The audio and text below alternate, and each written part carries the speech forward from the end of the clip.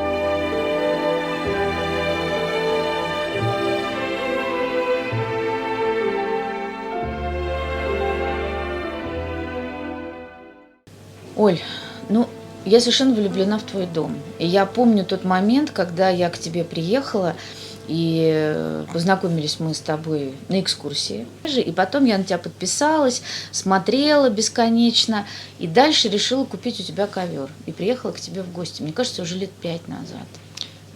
Ну, думаю, что мне кажется побольше, чем лет Может 5. быть, даже, может быть, 7. Да, ковер-то у меня уже уехал на А дачу. потом Маруся мне прислала фото своей гостиной с ковром, где стоял диван, где была живописью, практически сплошная развеска из живописи. И тут я поняла, что, конечно, брат по разуму. Дальше где-то вот мы рядышком находимся. Да, действительно. Спасибо, Машенька, на добром слове. Дом не то чтобы даже мечты, а дом мечта, дом какая-то сказка. Оля, с чего все начиналось? Наверное, ты же не мечтала о том, что ты будешь сидеть вот в таком значительном кресле, в таком, ну не знаю, наверное, одном из самых красивых, необычных домов, в которых я была, и ты будешь хозяйкой. Это даже не реставрационная мастерская, это даже не история про вторую жизнь удивительных предметов, да, это как-то это все вместе, и все это вместе какое-то волшебство. Вот ты это как-то, как ты пришла к этой жизни? Сразу начнем с самого главного. Ну, помнишь же вот это прекрасное выражение, ты сама его как-то мне произнесла, это называется «l'art de vivre», да, искусство жить. Сейчас, когда мне уже столько лет, я тоже ищу ту отправную точку, но я все же думаю, что есть такое прекрасное выражение «среда, деточка, это тебе не четверг». Говорила мне бабушка в детстве, и сейчас я понимаю, что, наверное, все-таки корни вот идут оттуда, потому что образование архитектурное, и всегда, где бы мы ни жили, в съемных каких-то в начале, да, домах, потом уже свой появился, я все время пыталась создать какой-то такой интерьер, который, как мне казалось, из детства был. Со временем это, конечно, выливается уже в такие формы. Дело в том, что когда вы женщина и вы архитектор, вы никогда не станете большим проектантом, потому что вообще-то это мир мужчин. Мужчины у нас проектируют, да, сложные какие-то объекты, многоэтажные дома, а женщины, так вот случилось, что всегда проваливаются в какое-то декораторство. И любая женщина-архитектор, рано или поздно, она все равно приходит к проектированию интерьеров.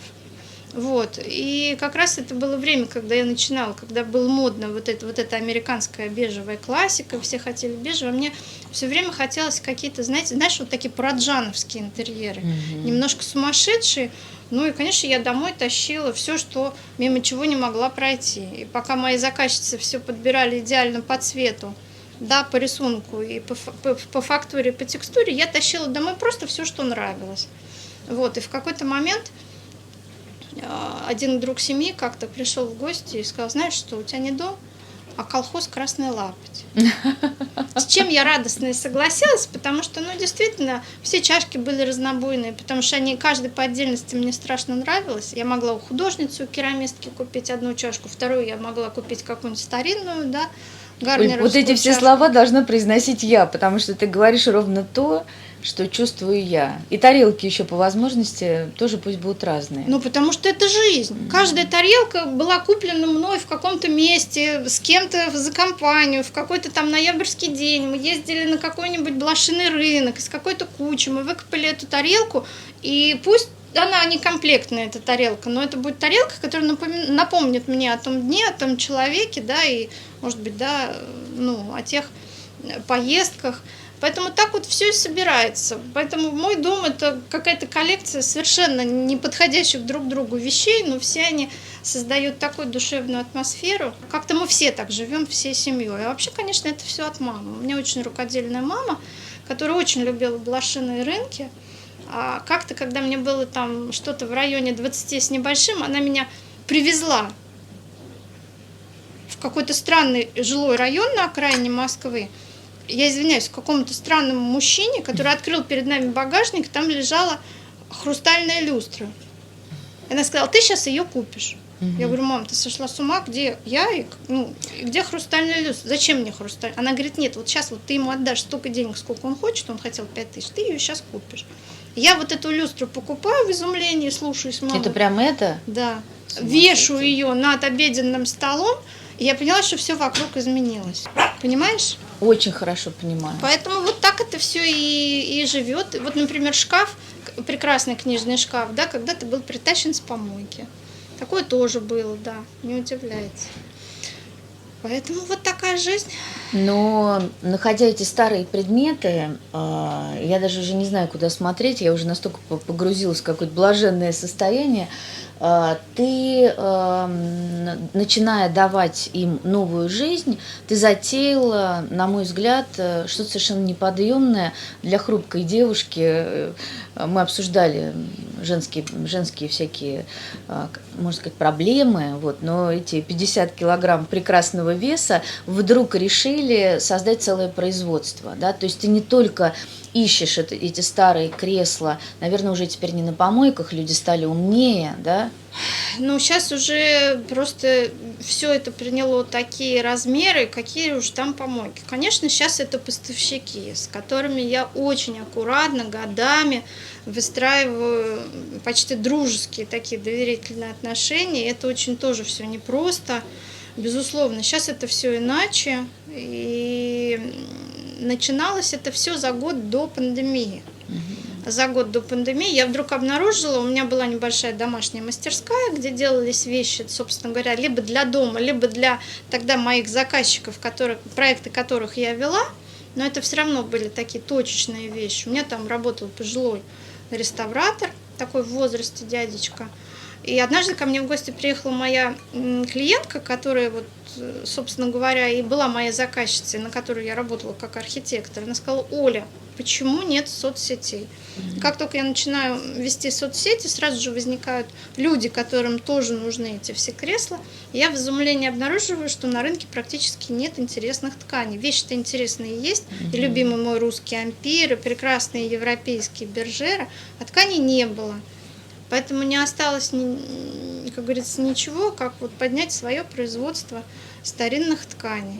Да, сейчас уже, конечно, и с музеями стараемся взаимодействовать. Сейчас это, конечно, уже и набивные ткани, и гобеленовые, и жаккарды. Тут, Оль, конечно... в доме все твои ткани. Я смотрю эти чудесные совершенно шторы, и там мои любимые олени, потому что любовь к Моррису у меня, конечно, от тебя. Все это вообще, это тоже все такие картинки с выставки, это тоже такое собрание сочинений лучших, да, таких вот, как это называется, рисунков, да? Ну, ты обратила внимание, как прекрасно Моррис вписывается в русские интерьеры. Ты Да, заметила, мне вообще кажется, да? что он работал для русских интерьеров. И мне тоже так кажется, что даже на ампирной мебели он прекрасно живет. Да, действительно, ну, во-первых, я скажу честно, все ткани, которые мы делаем, мы стараемся максимально вот качество довести до максимального уровня. У нас гобелены ткутся практически на 80% из хлопка. Это технически это было практически нереально сделать. Это была моя борьба многолетняя. Но практически все они ткутся на 80% сейчас. И уже. Производство все у нас Производство в России, потому что было пандемийное время, было нереально возить ткани Ниоткуда. даже из Китая, из Турции. А сейчас уже санкции, и я понимаю, что все ставки, конечно же, сделаны были правильно, потому что опираться ни на английские ткани, ни на французские, ни на испанские мы уже не можем. Хотя сейчас они у нас тоже есть, такие совсем из премиальных линеек. Вот, поэтому вот отсюда возникло производство своих собственных тканей. Но я хочу сказать, что Моррис Моррисом, но мы и у нас есть и, например, в гобеленовом ткачестве Константин Сомов прекрасный. У нас есть и билибинские орнаменты, у нас есть и ткани в стиле модерн, которые мы тоже делаем для, собственно говоря, русской мебели, для русского модерна. Я вдруг выяснила, что для мебели модерн практически ни одна ткань не подходит. И для этой мебели мы создавали специальную линейку тканей в стиле модерн. Поэтому, когда меня спрашивают, чем я занимаюсь в свободное время, я все время не знаю, что ответить, потому что это как бесконечный океан, в который ты погружаешься. Вот Маша меня, наверное, поймет, да? Не потому, что свободного времени нет, а потому что все это так бесконечно интересно, красиво и столько возможностей для самореализации, когда ты просто не знаешь, за что схватиться. Это когда работа перетекает в хобби, и все это уже перемешивается таким образом, что коктейль просто бурлящий, когда ты уже просто не можешь, куда бы ты ни ехал, куда бы ты ни шел. Я смотрю мебель, я фотографирую ткани, и мимо помоек, само собой, мы мимо пройти не можем, внимательно рассматриваем все, что там лежит. В музеях там не можем пройти мимо каких-то фресок, какой-то настенной росписи. Мебель, сразу ты в деталях фотографируешь резьбу, пластику, ножки, высоту. И это даже когда я в кино иду. Я все время сижу и рассматриваю, на какой мебели сидят герои. Поэтому, наверное, это вот происходит все вот так. А дом это просто как следствие. Когда в доме остается все самое лучшее, самое красивое, что к тебе приходит из разных вообще частей мира. Это и индийские какие-то комоды, это и русской работы, да, резной шкаф с грушами, это и какой-то чиппендейл с львиными, со звериными лапами. Да, это какие-то баттенбергского кружева скатерти, это и книги по искусству. Ну, так случилось, да, вот так случилось, что у меня и дети, у меня сын, да, будущий студент-архитектор, у меня и дочь художник, и, в общем-то, мой отчим был таким довольно крупным архитектором. И в какой-то момент ты понимаешь, что у тебя просто шанса нет из этого круга вырваться. Вот я как раз хотела, а ты сама произнесла, потому что и мама, и да, вот, и то, что ты училась, я уверена, что довольно много успела до всех этих перемен в нашей жизни поездить, и блошиные рынки, и какие-то гостиницы, и частные дома, да, в которых удалось наверняка пожить вместо гостиниц. Это все вот такой источник вдохновения, то, что не оставило шанса, да, не сделать вот все, что ты увидел, не дать возможность увидеть другим, ну, совсем если просто объяснять. Нет? Трудно сказать, что тут было причиной, что следствием. Но когда ты поступаешь в архитектурный институт, ты в какой-то момент обнаруживаешь, что тебя учат не только чертить, тебя учат видеть вещи под другим ракурсом. И это навсегда меняет, да, вот фокус твоего зрения на вещи, на что бы ты ни смотрел, даже вот на пирожные на столе, ты все время смотришь на них с точки зрения эстетики. Мне кажется, ты понимаешь, о чем я говорю, потому что это тот случай, когда профессия накладывает отпечаток на всю твою жизнь. Это не хорошо, не плохо, ты просто вот, просто меняешься, да? Ты просто вот уже выходишь другим человеком. Но все равно мне нравится на все это смотреть с позиции женщины и домохозяйки, потому что все-таки быт должен быть красив, правда? ложечки должны быть красивые, скатерти должны быть красивые. И дети, наверное, должны расти в атмосфере каких-то И у них красивых. опять не будет ни одного шанса. Вырваться. Даже если они сейчас так считают, что это все совершенно лишнее, но я-то знаю твоих детей, я понимаю, что как бы никаких шансов у них нет.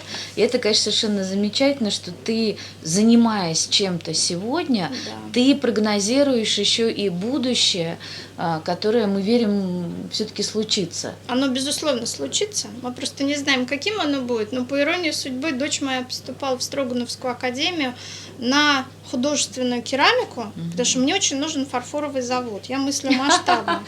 Да.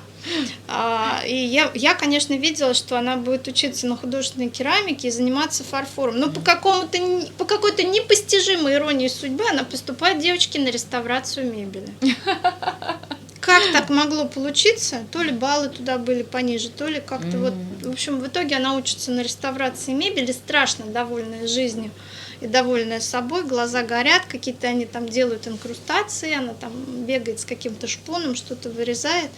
И я, конечно, тоже, знаешь, с некоторой грустью на это смотрю, потому что... Фарфоровый завод, он немножко откладывается. А невозможно. Я о нем думаю все время. Поэтому, понимаешь, это и текстильная прекрасная, очень, очень увлечена ювелирными украшениями. Вот если бы я могла, я бы еще, вот у меня был бы какой-то, наверное, ювелирный бренд, потому что украшения я давно уже себе заказываю на заказ. Ну, как-то вот так.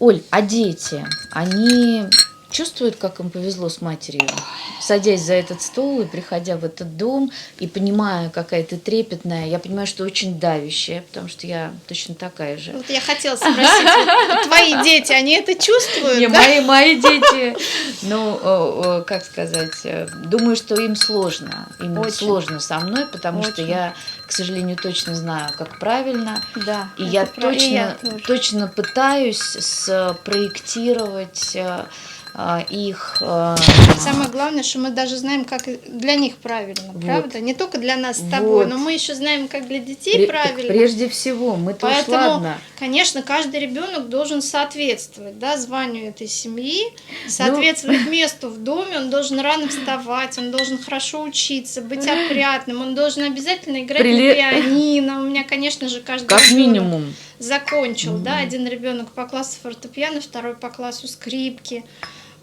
Обязательно, да, должны быть умны, красивые, светлоликие. Желательно еще бы, чтобы свечение какое-то. Ну вот они сейчас уже перестали сопротивляться? Или они еще в острой фазе, как сказать... Я даже не могу это сформулировать, потому что я очень послушный, как мне кажется, был ребенок. То есть такой послушный, что все, что мне говорили родители, я с удовольствием делала, и у меня даже не возникало мыслей, да, вот сепарироваться, да, или поставить их на место, сказать, что там уважайте мои границы, но мы просто еще и выросли совсем в другое время, но я вижу, как вот это преодоление, да, и поиск компромиссов, а мы все равно же пытаемся искать компромиссы, сколько это отнимает сил. Ну вот у меня, например, я не знаю, последние силы. Ну, у меня сын уже смирился. Сын Степа смирился, что он все-таки будет архитектором, потому что для меня это был ужасный шок. Я-то его видела пианистом, он, в общем-то, шел к тому, что он будет пианистом. И дома он оставил концертный рояль, но в какой-то момент он закрыл концертный рояль и сказал, сейчас я буду архитектором. Я, конечно, год... Один в один моя история, да? Я год приходила в себя, потому что надо было за год как-то, за полгода подготовиться, и я в панике искала учителей, пыталась его уговорить этого не делать, потому что я его совершенно архитектором не видела. Это я уже рассказываю историю 3-летней давности. Когда я сейчас посмотрела на его проекты, а он ходил устраиваться на работу в одно очень уважаемое московское архитектурное бюро, его попросили прислать портфолио. И когда я с изумлением увидела, что он им отправил, а это были какие-то невероятные проекты многоэтажных домов с какими-то пирсами, я сказала, это ты все сделал? Он сказал, да, это мои проекты, курсовые. Вот, это был первый момент, когда я подумала, наверное, все сделано правильно, и было не зря. А с дочерью непростые отношения, очень непростые. Иногда настолько, что прям отчаяние накатывает, да, и хочется опустить руки. Но тот факт, где она учится, чему и как. И что как она у нее счастлива. горят глаза, и как она горда собой. Я делаю вывод, что, наверное, тоже все было не зря. А вы очень похожи. Вот вам кажется, что вы совершенно разные, и даже внешне она такая рыжеволосая у тебя. Но вы, когда я ее увидела первый раз, я просто вот увидела совершенно, Оль, тебя. Наверное, дух протеста во всех детях живет, потому что я тоже с мамой очень протестовала, и тоже я была уверена, что у меня все будет по-другому. Вот сейчас, с высоты моих лет, я понимаю, что, конечно, от осинки, Машенька, не родятся апельсинки. Слушай, ну столько сил потрачено на эту борьбу. Так вот мы сейчас закроем детскую тему, но мне очень всегда жалко. Нет, у нас с тобой еще как-то благополучные варианты, и в итоге все остались живы, и все общаются, вот, и все садятся за один стол. Это, я считаю, очень большая удача. Но вот это достучаться и не тратить силы на преодоление, очень бы хотелось всем, кто нас сегодня смотрит, мамам, да, и кто улыбается, очень бы пожелать, я даже не знаю, что можно пожелать, перетерпеть, наверное, да? Просто создавать среду. Я думаю, что наша задача просто создавать им среду, которая не четверг.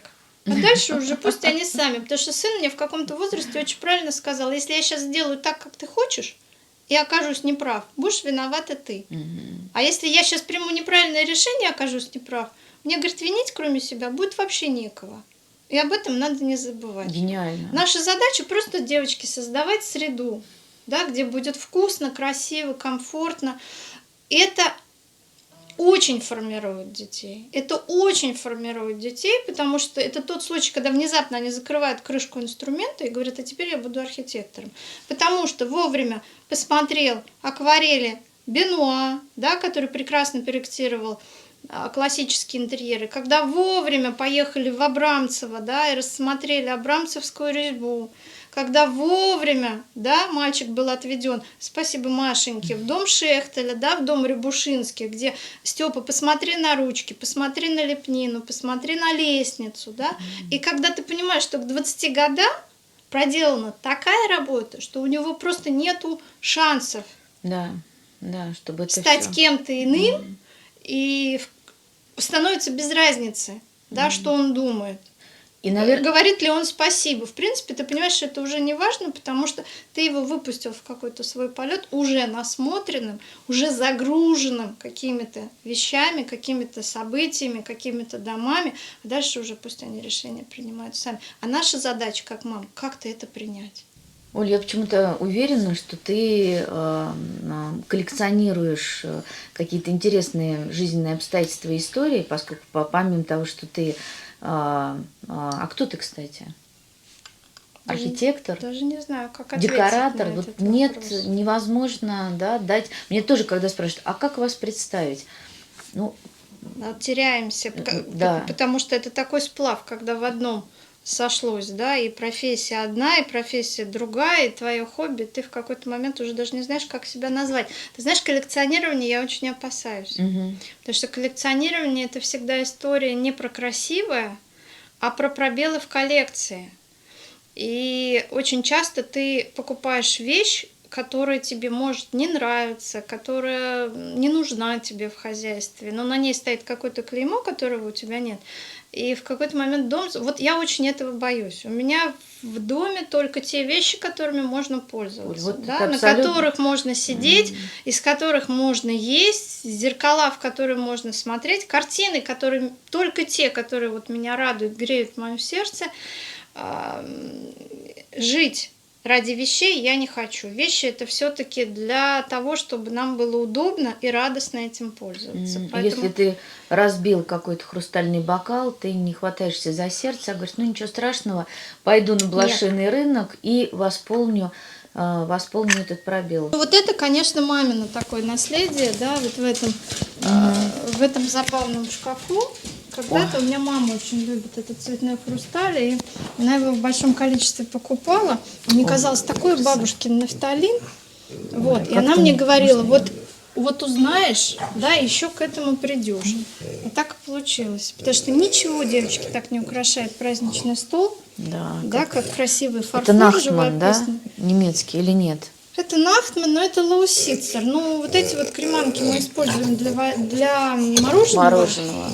Да. А это уже вообще что-то благородное.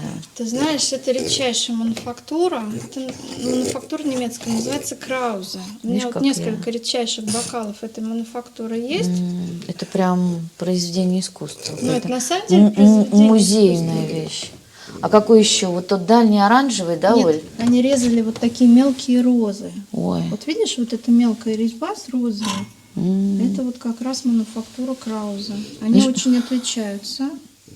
Ты хочешь сказать, что ты на Новый год позволяешь детям чокнуться такими бокалами? Или все-таки Я выбираешь? хочу тебе сказать, что мы не только на Новый год чокаемся, мы практически всегда, когда пьем вино, мы пьем из этого. Ну, не вижу смысла пить из другого. Вот видишь эти розы, да, мелкие? Это очень красиво. Не купить нигде. Ни за какие деньги не найти, потому что это на самом деле вот произведение такое искусство. Мама моя говорит, что даже технология цветного хрусталя утеряна, потому что это два слоя, да, это прозрачный и цветной, и по цветному резали. Это что-то невероятное. Вот эта высокая ножка. Мальцов, да, ты говоришь? Не уверена, что Мальцов, какие-то ранние советы, это как раз находка на нашей вот московской блошиной.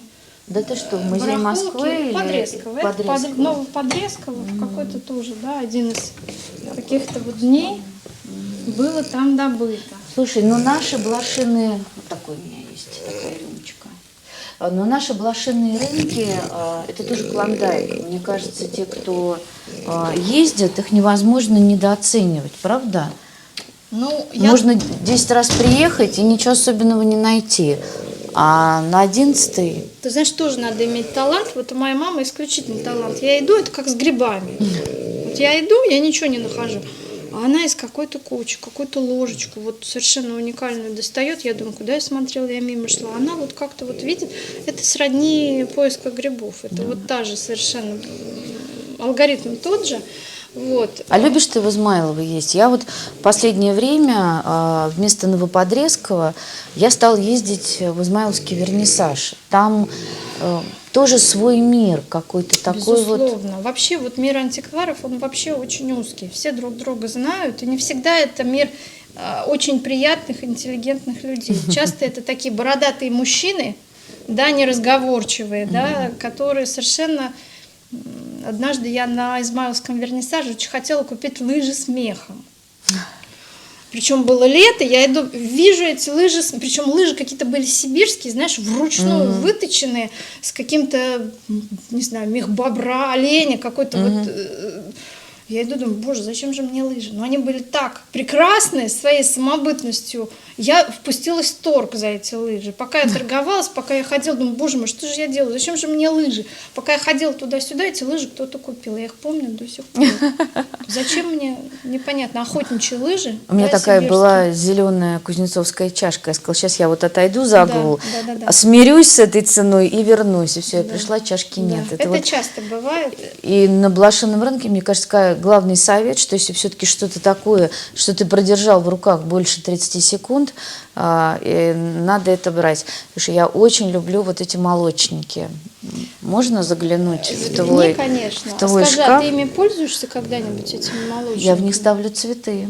Но если только очень маленькие полевые цветы. Очень мне Маруся подарила на день рождения. Тут у меня вертеп, например, рождественский стоит. Вот Это видишь. ярославский мастер, Это ярославский мастер. Я каждый год мечтаю купить большой вертеп, но, как всегда, руки не доходят, поэтому, видишь, вот пользуемся маленьким вертепом. Рядом с младенцем, видишь, у меня кузнецовская масленка. Тоже вот я про нее забыла. Если бы не вы, я и не вспомнила бы. Помнишь этот фаянс? У них были Очень. огурцы, капусты, вот это вот все. Покажи молочник твой, вот эту. Молоко? Ну, видишь, я его засунула в посудомоечную машину, и с него смылось клеймо.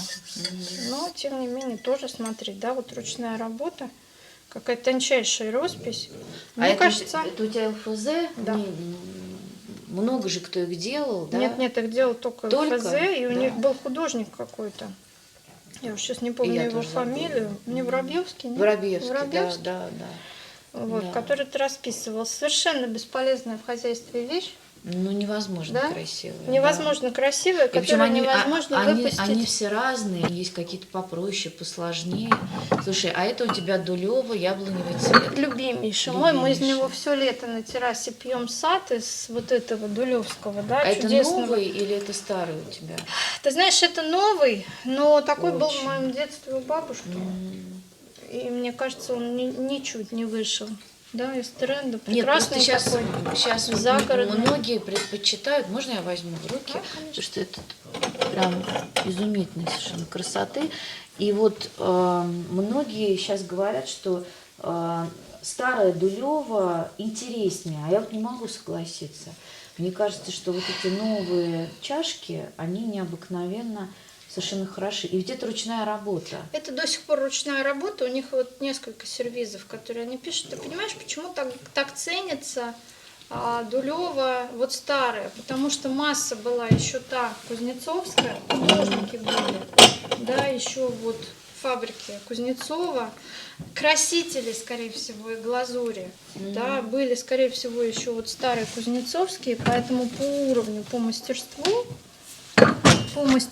это было совершенно вот тот кузнецовский высокий уровень. Потом это все упало, 70-е, 80-е. Ты помнишь, вот эти были агашки с широкими мазками? Да. И тонкой росписи мы там и не обнаружим. И вот только сейчас, да, вот, наверное, с Наташей Широковой, вот пытаются они возродить вот эти формы. Ну и то я приезжала когда туда, мне все время хотелось спросить, а где же, вот ты ходишь по музею, да, дивной красоты, такой эти чашки, то все время хочется спросить, а почему вы вот это вот почему вы не потому что нет возрождаете? художников, потому что ты совершенно права.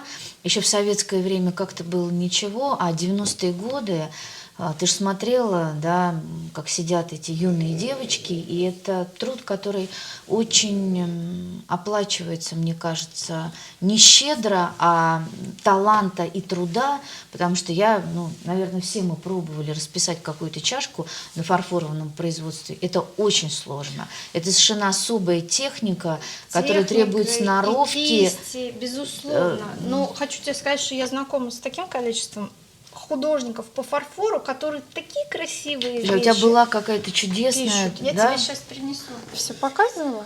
Прекрасно. Нет. Поэтому художники, конечно, у нас есть. Просто, видишь, не хотят ни от кого зависеть эти художники. Пишут они... Это Ирада Столбова, гжельская художница. Пишут вот такие красивые вещи. Ой, какие Вот это уже Настя Дрезгунова, тоже гжельская художница. Дивно красиво. Поэтому нет, мастера у нас есть, как говорится, были, есть и будут. Да? Это вот самобытные такие люди, которые и вышивают, да, и расписывают фарфор, и расписывают керамику и вазы, да, и делают украшения. Просто вот как-то надо собрать их в одном предприятии, да, и какой-то заразить такой большой идеей. Вот это оказалось самое трудное. Это как за окном сейчас, Оль. Вот это уже...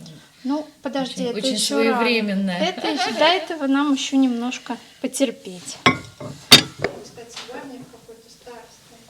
Марусь, смотри, какое мастерство. Посмотри, какие цветы. Прелестно. Между прочим, они поставили риску, что это второй сорт. Вот найди, как говорится, дефект. Да? Посмотри, какая тончайшая работа. Это тоже моя какая-то добыча на одном из блошиных рынков. Тоже в Москве, да? Подрезково, да. С ума сойти. Это Новоподрезково. С ума сойти. И вот стоит вот такая вот рисочка. Видишь, клеймо. Вот такие палочки темненькие. Это говорит о том, что это второй, третий сорт. По всей видимости, вот эти вкрапления. Ну да, наверное, и кого-то смутили. Кого-то. Но не нас. Ну нас-то что? Мы же варенье в это наливаем, правда? Оля, мне кажется, что каждый человек проживает несколько жизней. И сейчас нашим детям вообще придется постоянно менять профессию, постоянно к этому миру приспосабливаться. Это все понятно, но мне кажется, что для того, чтобы создать целый мир, а ты его уже создала, я надеюсь, что все будет хорошо и с фарфоровым заводом, и с какими-то ювелирными вещами, которые мы все с удовольствием будем носить. Я вообще сразу подумала про обои, но это, наверное, еще какой-то следующий этап. Это в следующем месяце уже. Да ладно. Да.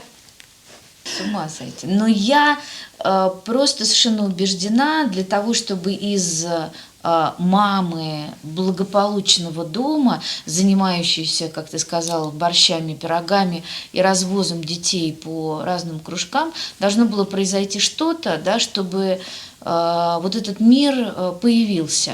Я правильно понимаю? Ну, конечно, каждая, наверное, женщина, я не знаю, вот как в других странах, но в нашей стране так точно, да, каждая женщина в одну свою жизнь проживает 3-4 так точно. И прекрасно есть пословица, да, очень такая жизненная, когда за каждым реализованным мужчиной стоит какая-то очень сильная женщина, а за каждой реализованной женщиной стоит феерический развод. Вот я, конечно, классический случай вот этого феерического развода, когда лет, наверное, 10 назад я оказалась просто в вакууме, да, с 2 маленькими детьми, без работы, без дохода, без сбережений. И я с огромной благодарностью вспоминаю бывшего мужа, в том смысле, что с благодарностью вспоминаю, что он вот так вот, ну, оставил нас без помощи, потому что это было огромным мотивирующим таким моментом для того, чтобы встать и что-то начать делать. Вот, конечно, тогда мы выживали тем, что какие-то пуфики какие-то, да, ремонтировали, какие-то стулья. И параллельно я вела несколько проектов. И как-то так вот получилось, что это был допандемийный год, и возникла вот эта история с тканями. И да, вот так закончилась моя, как говорится, такая сытая жизнь домохозяйки. Ну, сытая — это так нехорошее слово, такая спокойная, да, когда ты занимаешься размеренная. садом, да, развозишь детей по кружкам, следишь, чтобы каждый хорошо учился, да, что ты там печешь какие-то пироги, вдруг у тебя это вот завершается, и ты погружаешься в бизнес. По счастью, вот в моем случае бизнес — это был хобби. Но это был тот случай, когда жизнь просто развернулась, ну, буквально на 180 градусов, когда ты из одного своего состояния переходишь совершенно в другое состояние. Это было тяжело очень. Я помню, много слез было пролито, да, и такой выход был из зоны комфорта. Но сейчас, когда все это позади, я с огромной благодарностью и к бывшему мужу, и к Всевышнему это вспоминаю, потому что это, конечно, совсем новая жизнь началась, новая, интересная и очень содержательная, да, в ней такое количество новых людей, и вот в том числе... Оля, а случилась бы она, если бы не было развода, если бы выросли дети, и как бы вот просто уже образовался бы не вакуум в смысле вот этой вот плеча и поддержки, и просто появилось бы время, или, может быть, ты его употребила на что-то другое. Вот меня этот вопрос ужасно волнует, потому что у меня много таких подруг, да, которые, там, скажем, после 40 лет вдруг, ну, это бывают разные обстоятельства, либо какие-то серьезные финансовые проблемы у мужа, либо действительно развод, либо еще что-то. И я наблюдаю, что только какое-то действительно серьезное испытание, оно дает, оно запускает у человека вот эти вот механизмы, которые, может быть, никогда бы не раскрылись. И когда ты причитаешь по поводу потери мужа или полностью растворившегося состояния благополучного прошлого, но вдруг, да, вот у тебя такие же ощущения, правда? Ну, безусловно, безусловно. Если бы ты была замужем и благополучна, ты бы, наверное, да, распределила свою жизнь между косметическими салонами, музеями и поездками куда-то там. Но история же не знает сослагательного наклонения. Никто же не знает, как бы было. У меня есть один знакомый батюшка, это настоятель Пронского монастыря, отец игумен Лука Степанов, который был на старте своей артистической карьеры. Он закончил ГИТИС, да, ему уже предлагали какие-то такие главные роли, и который ушел в монашество. буквально из руин восстанавливал Пронский монастырь, и я все время, а он такой высокий, красивый, с очень низким, хорошо поставленным голосом. Дивно читает совершенно стихи. Я все время у него спрашиваю, я говорю, батюшка, а вот если бы вот вернуться вот в то твое 20-летие, ты бы тоже решение принял? На что он мне все время отвечает, пойми, Олюшка, на все воля Господа. Поэтому во всем, что происходит в жизни, хочется видеть промысел, да, и какую-то волю Всевышнего, поэтому с благодарностью принимаем все, что нам посылают. И с благодарностью варим супы, правда? С благодарностью строим дома, с благодарностью, как бы тяжело в текущий момент не было, с ребенком, да, или все равно все воспринимаем. Надо как-то уметь с благодарностью, потому что все равно всегда все очень интересно. Оль, ну вот мы сидим в этой необыкновенной комнате. Ты сама спроектировала этот дом. Ты знаешь, да, это была моя студенческая работа. Я училась на 3-м курсе архитектурного института, и тогда я была страшно горда собой. Мне казалось, я какой-то невероятный дом построила. Сейчас с высоты прожитых лет я, конечно, вижу какие-то проектные огрехи, но, наверное, они не очень значительные. Сейчас я уже, конечно, многое бы сделала по-другому. Собственно, я и сделала по-другому. Но с умилением все время прихожу к выводу, вот строю новый дом, и с умилением с каким-то смотрю, как-то я многие вещи сделала очень правильно, совершенно не понимая, по какому-то наитию, да, не владея практически ничем, будучи чистым листом, я как-то вот удивительно проектировала дома, которые, в принципе, и на сегодняшний момент удобны и актуальны. Я вспомню себя на 3-м курсе университета. Представить себе, что должна быть гостиная, отдельно кухня, из кухни, не из гостиной, выход на веранду. Этот дом, он совершенно для семьи. На 3-м курсе сколько тебе лет? 20? Ну, чуть-чуть было побольше, но на самом-то деле это очень логично, что выход на террасу из кухни. Слушай, я первый раз вижу такой выход, чтобы... хотя у меня в Переславле ровно так, я почему-то... Это совершенно логичное такое решение. Потом есть такое понятие, как сценарий утреннего перемещения. Ты когда проектируешь дом, ты рисуешь у каждого члена семьи свой пунктир своего цвета. И ты рисуешь сценарий утреннего перемещения, вот как ты двигаешься. Ты серьезно? Абсолютно. Я до сих пор этому учат в архитектурном институте? Да, и ты рисуешь те места, где вы наиболее часто соприкасаетесь, в каких местах. И те места, где вот эти линии пересекаются, это пространство нужно увеличивать, чтобы люди не мешали друг другу, да, не бились друг об друга. Это, наверное, кухня?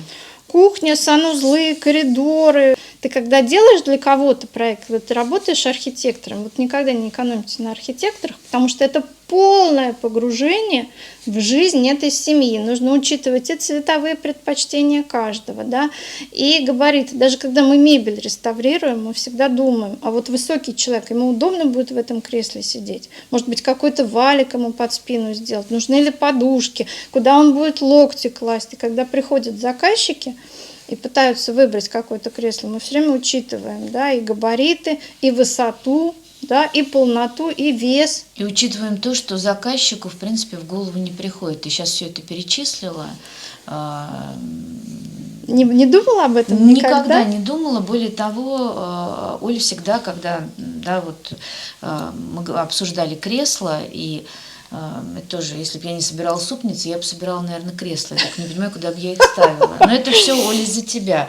Потому что я раньше на кресло вообще не обращала внимания, а сейчас я, как ты, да, вот я в каждом музее, на каждой картине, я вижу красивое кресло, и я думаю о тебе.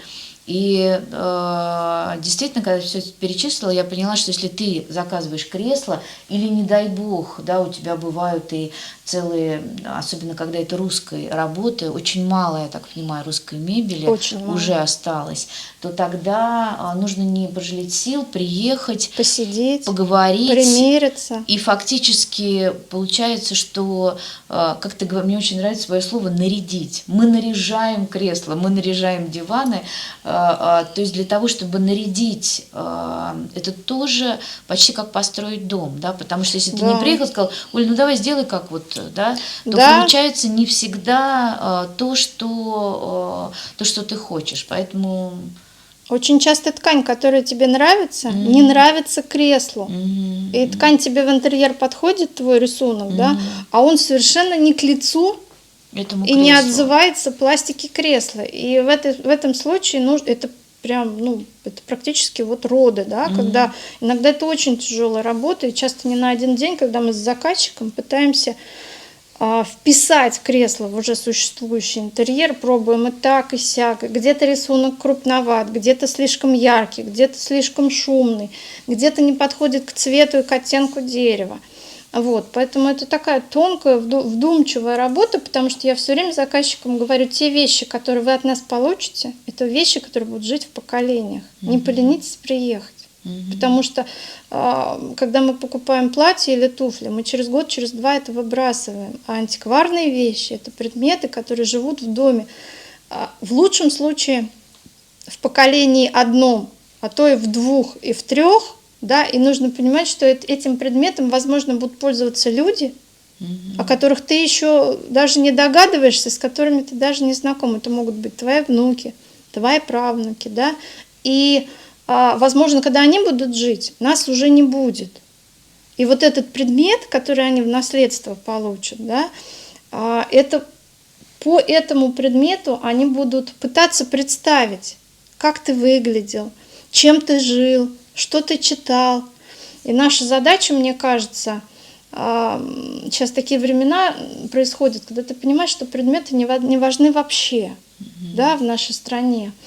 Но тем не менее, с высоты прожитых лет ты вдруг понимаешь, что вот в этих предметах история твоей семьи. Ложки, которыми пользовалась бабушка, да, кресло, на котором бабушка тебе читала книжку, которой ты был маленький. Вот ты помнишь, какие книжки тебе бабушка читала? Конечно. Я вообще содрогаю. Я очень любила сказки, особенно любила страшные сказки. У моей бабушки была целая подборка. Я сейчас, когда их читаю, думаю, боже мой. Вот, поэтому вот вещи – это как раз та самая среда, да, и часто эта среда, опять же повторюсь, да, для людей, с которыми мы даже не знакомы, но та, которая будет формировать их развитие, их интеллект, книжки, которые они будут читать. Но универсальную формулу дала твоя мама. Вот просто поехали, ты купишь люстру, и дальше она сформирует твою жизнь. Оль, а поскольку вы открываете, вы снимаете старые ткани, старые обшивки, вот были какие-то находки в этой мебели, ну, которые действительно запоминающиеся? Ну, находки, вот, собственно, в твоем кресле, да, мы нашли какую-то табличку с надписью странную. Во-первых, да. мы не определили, все-таки, видимо, из-за океана приехало это кресло, потому что мы его купили в доме, который был у американского посольства. Оно американское, да. Вот. Оно американское, и это мастера определяют не только по находкам, это определяется и по пружинам, и по ремням, потому что в каждой стране немножко по-разному выглядели. Собственно говоря, часто русскую работу определяют тоже как раз по пружинам и по мебельным ремням, потому что очень часто русские мастера делали очень мастерские копии, да, каких-то французских и немецких вещей.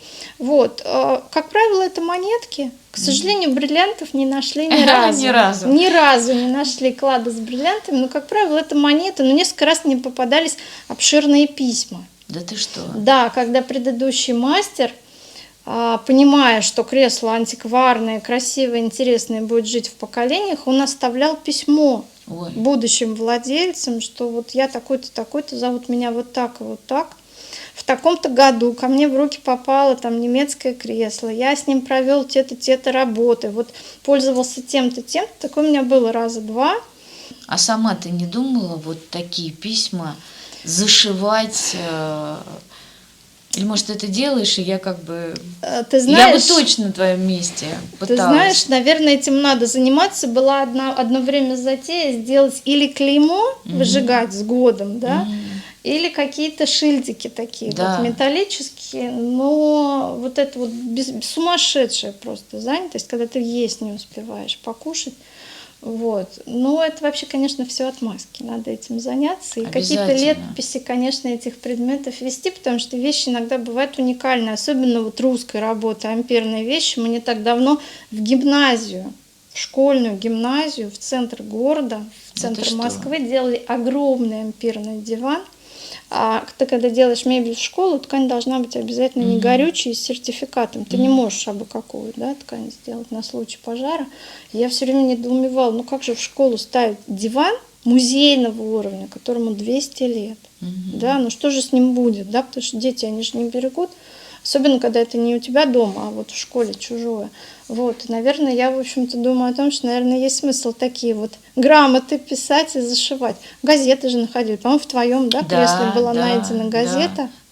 Так что иногда вот русские вещи для меня как-то особенно ценные, русской работы, потому что я когда задумываюсь, сколько они видели и сколько они помнят, сколько было войн, блокад ленинградских, эпидемий, да, и когда и печи топили, да, этими прекрасными ампирными креслами со львами. Поэтому их так мало и осталось. Поэтому их так мало и осталось, и не берегли. Потом вот это вот 70 лет советского времени, когда это все было не нужно, и все это в неотапливаемых каких-то сараях, и, в общем-то, мы это все собираем просто по молекулам.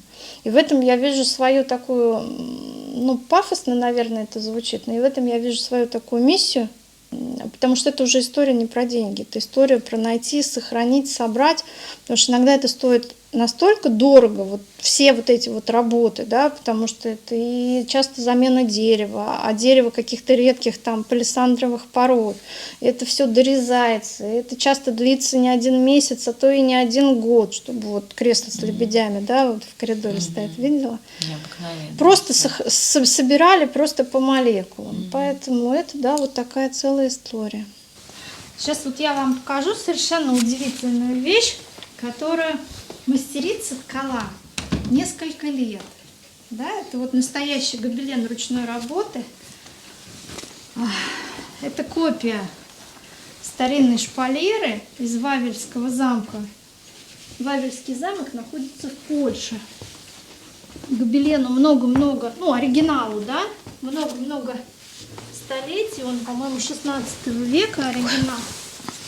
Вот такой вот прекрасный гобелен.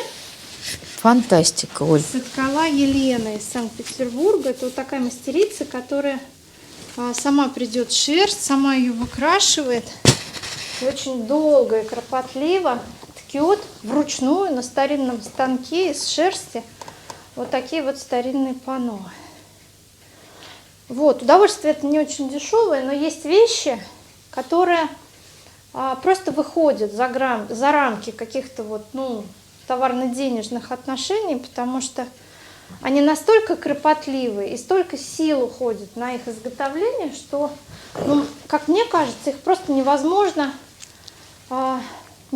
перевести в ту плоскость, в которой мы с вами живем, да, вот в плоскость денег, в плоскость цифр.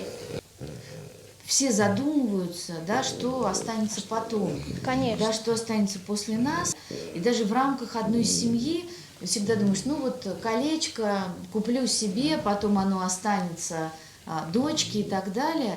А ведь значительно важнее, действительно, чтобы представить себе, какой была твоя бабушка, и сказать, а вот это у меня от бабушки. Ведь самое драгоценное, что, например, есть у меня, а это не так много, это блюдо кузнецовское. Понимаешь, у них была такая серия, когда они, как будто бы брошена салфетка, да, такая загнутая углом. Да, сухарница. Да, сухарница.